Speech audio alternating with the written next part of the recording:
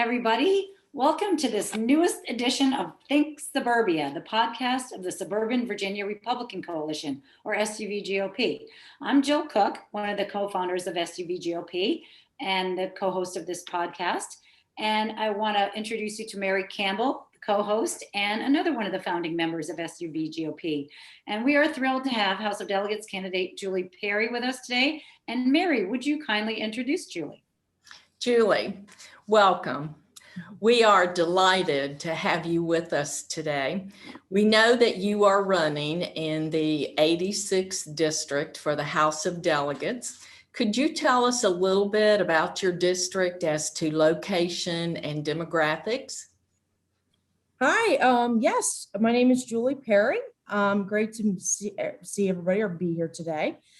And basically my district is in East Sterling, which is a little bit of Loudoun County, most of Herndon, which is Fairfax, and a little bit of Chantilly, which is Fairfax. And the demographics in my district, it's about, I believe, 10% Hispanic, 20% Asian, and then a little bit of I'd say about 50% Caucasian, and then African American. So, and actually, what is unique about my district is 49% of the people that live in my district have school-age children. So that's a lot. Wow, that's a big demographic right there, school-age children, which actually leads me to my next question. You're a teacher in Northern Virginia, and we know that your experience as an employee of the education system is a huge factor in your decision to run. Would you please tell us a little bit about that motivation? Okay, so basically I'm in a situation where I'm a history teacher, and I've seen what's been going on in these schools the past couple years, and we're not really educating kids anymore. My teacher trainings revolve around how to teach kids to think. They have this term called equity. And equity means everybody should be on the same level. And so basically, just between the indoctrination going on and between the schools being closed this year and watching the fact that the schools are not really trying to be a merit-based system anymore, it's more so let's make everybody let's settle for mediocre instead of settling for progress. Just got frustrating, and I see not only am I frustrated, it's so abundantly clear the community's frustrated because these kids are our future. And if we don't push for these kids to strive for their best, it's going to eventually hurt our state because they're not going to be able to perform at these jobs where they need to have certain skills. And so, education is our future. And if we don't do something now, it's going to absolutely destroy this country. Julie, we know that you are running against a first-time candidate. Your opponent actually defeated in a primary someone who had only served one term.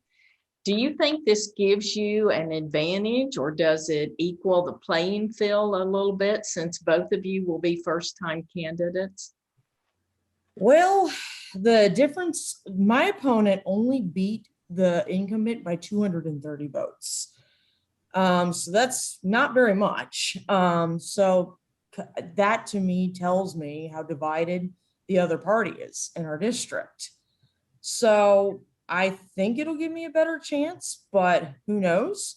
And, there's some other things that my opponent has done that is very, very questionable, especially where she's gotten her money from, which the incumbent supporters are very upset about. And they're still upset about it. And their primary ended a month and a half ago. So that gives me an advantage. So if his supporters sit at home, that's good for me. That is definitely good. Yeah, you got to take your advantage when you can. That's an interesting. Herndon Democrats have had an interesting history for quite a while now. That is one of the most Anyway, interesting things to watch. Actually, another thing I wanted to say is it was only 6 years ago a Republican was in my seat that I'm running for. That is true. So that also is another thing to consider, is because Tom Russ was the Republican here, and it wasn't like it was like 20 years ago or 30 years ago. It was only 6 years ago. Mhm. Yeah, and Tom had a really strong following. I mean, I hope that he's giving you some campaign advice. That would be, that's where I would go, were I you, Yeah. that area. So speaking of people running, this is a record year for Republicans. We have, oh my goodness, more, I think, than in many years past running for the House of Delegates. We are almost a complete set here. Does that figure into your strategy? And are you collaborating with your fellow Northern Virginia delegate candidates to support each other? Because, you know, there's strength in numbers. Absolutely. You know, in 2019, when the one party system got elected, we weren't paying attention. We were living our lives, keeping up with the Joneses, keeping up with our everyday activities. And even I'm guilty. We weren't paying attention to what was going on because we thought life was great. Life was normal. And then March of 2020 happens, COVID-19. You know, we 2 weeks goes from over a year to flatten the curve. Schools get shut down.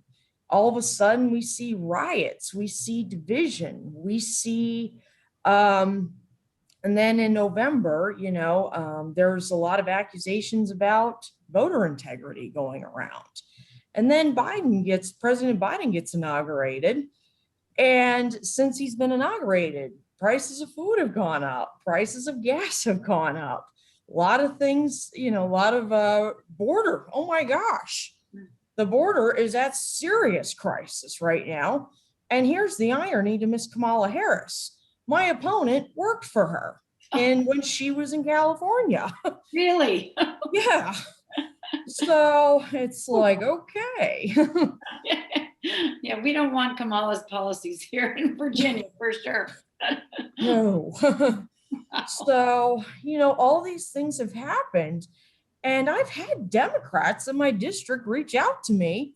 They voted for President Biden, but they're like, what has happened? You know, our food's going up. We've got to worry about indoctrination in our schools now. We've got to worry about gas prices. This is terrible. And they all said we care about one thing, and it's the schools. So being a teacher does help that, you know, is against this indoctrination, wants to see meritocracy. And the beautiful thing about my district is you have a lot of Asian Americans who are very much there. They push their kids to be their best. And for them to not be able to see their kids shine and the schools preventing them from doing that is very upsetting to them. So this really is our year because it's almost common sense versus progressivism. And people just want common sense. You know, that's one of our little taglines. And Mary's going to ask you a question here, but I wanted to just get in there. What we say in SUVGOP is we want to talk to suburbanites about kitchen table issues. Like you said, common sense issues that we all agree on. So thank you for mentioning that. I'm sorry, Mary, go ahead. Julie, those of us who really watch what is going on in Virginia in the General Assembly have seen many bills passed, new laws that I think once the average person really realizes what the Democrats have done in the last almost 2 years, I think this is going to be a year in which many independents and even Democrats will cross over and vote with us as Republicans. Is there any one piece of legislation that really bothers you? And if so, is there something that we can do to change what has been done? Oh, yes. The biggest one that bothers me is the new teacher evaluation system that will start in 2022. So basically, there is an added standard called cultural relevant teaching and equity. Cultural relevant teaching, because the Democrats or the far left is what I'm going to say, says critical race theory isn't taught here in Virginia. Oh, yes, it is. Cultural relevant teaching is the same thing as critical race theory. It's just disguised under that name. And equity is where everybody must be the same. So basically, starting in 2022, teachers have to teach we have to teach our students on that. And if we don't, and we get an ineffective at the end of the year, because there's going to be 8 standards. And if you get one ineffective on any standard and you are a probationary teacher, which is a teacher in your first, second, or third year, they can fire you at the end of the year. They can just fire you. Goodness. If you're a continuing contract teacher, they can put you on a performance improvement plan and work their way to get you out the door. So this is so dangerous because you're forcing teachers to go against their convictions, and you're forcing teachers to not push these kids or do their jobs. I mean, this absolutely bothers me because That's frightening. teachers, Yeah, that is frightening. and I say to parents, yeah, teachers, my prediction, if we don't win back Virginia, teachers are going to leave in massive drones. And I mean massive drones. Julie, I want to follow up just a second because I want voters to understand your concern. Yes, it's for teachers, but the broader picture is, how do you see this critical race theory impacting families? How are parents going to be impacted with their kids having to be taught this in our school system? It's going to divide families terribly. It is going to divide children and their parents in the worst possible way. Children are going to, because they tell you, oh, I know your parents teach you this, but you need to think of something this way. You need to think this way. Well, when you tell a little child that, a 5-year-old, a 6-year-old, who are not capable of really thinking things through and looking into things, it's going to confuse them. And so they're not going to know what to believe, and it's going to divide kids and their parents terribly. As a matter of fact, it already is. I've talked to parents and they say, because of the schools, our kids don't believe anything we say. They believe this stuff that the far left is teaching them. They believe that America is racist, that, one race needs to check their privilege and the other needs to be a victim. They believe their schools are teaching them this. And so it's terribly dividing families. And so, to a parent, there's nothing more precious in this world than your child. And then the other thing too, is it's going to they're not going to want to achieve for their best. They're not, instead of their kids wanting to go to college to be doctors, to be lawyers, to be dentists, to be business, to get into business, they're going to go to college to be social justice warriors and to learn how to be, learn how to protest our society. And it's like, no, it's going to terribly impact families. And think about it this way. The real reason people really woke up in 2020 and this 2021 year is because it all started with kids being out of school. Well, when your kids are out of school, it's in your face. You can't run from it. You have to pay attention. Then it turned into distance learning. Well, parents, here's the one good thing that distance learning did. It forced parents to listen in on their kids' classrooms. And they, for the first time, were hearing what their teachers were teaching. And these parents are like, wait a minute. And that's what got parents to really finally see, okay, this is what's going on in our schools. Well, Julie, it is just fascinating to have a candidate who is also right there in the trenches in the education system here in Virginia. And you have the, the best view of what's going on and how the damage is being done and must be stopped. So we really appreciate that. I think you have a lot of valuable things to bring to the table here. And we really appreciate you sharing that with us. We're kind of getting to the end of our time. So we always ask for a couple of, very quickly, anything that you like to do with your time or anything that's important to you aside from the politics. And when you finish that, please let people know how to contact you. Absolutely. So basically, just aside from the politics, basically, I have lived in Herndon for almost 4 years. August, actually, next month will be 4 years. And also, basically, my dad was in the Air Force. My grandpas were in the Air Force. My brother currently serves at Fort Bragg. He's a warrant officer, and he served our country. So I have a line of military in my family, as you can tell from my background picture. So I love this country. I want to see it thrive. I want to see our kids thrive. And, I just, I feel like this is my way of serving. And so I want to see, the American dream continue. I want to see families be families and be happy about it. I want to see people be able to live their lives, freely without having to live in fear. Mm-hmm. Yeah. So, and my mom, she lives in Tennessee. I love the drive down there. She lives in Johnson City, and I love driving. Actually, the good thing about driving down there is I get to see all of Western Virginia pretty much and Southwest. And as I'm driving, I'm like, what a beautiful state. What a precious state. This is worth fighting for. Julie, as a teacher myself, I taught 35 years. Been out of the classroom, thank goodness, for 13 years.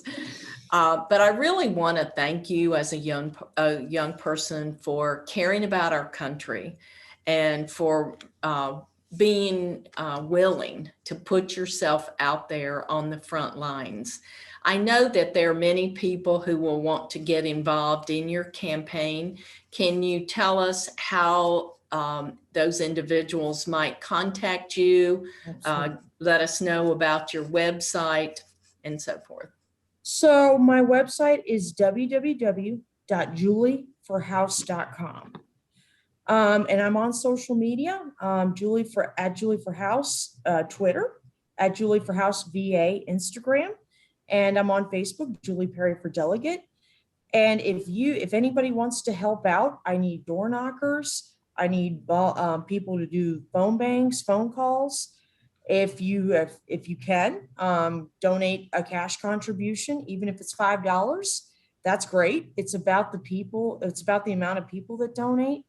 And when you donate, what it says is we want change, even if it's $1. We want change. We want we want to save Virginia because she's worth fighting for. So if anybody could help out in those ways, that would be awesome. Thank you. Thank you so much, Julie. We do have your information on our website, and that leads me to our conclusion here. Thank you so much for this, Julie. It's been wonderful. And on behalf of Mary and SUV team in general, we want to thank you for watching this edition of Think Suburbia, the podcast of the Suburban Virginia Republican Coalition. You can find all of our podcasts. We've done it for several years now. It took a little hiatus last year, but we have lots of candidates and issues-based things. You can go to our webpage, SUVGOP.com, and go to the drop-down menu, look at podcasts, and you can see all our podcasts, and Julie's will be there soon. So thank you again, listeners and friends and viewers. We'll see you on the next edition of Think Suburbia.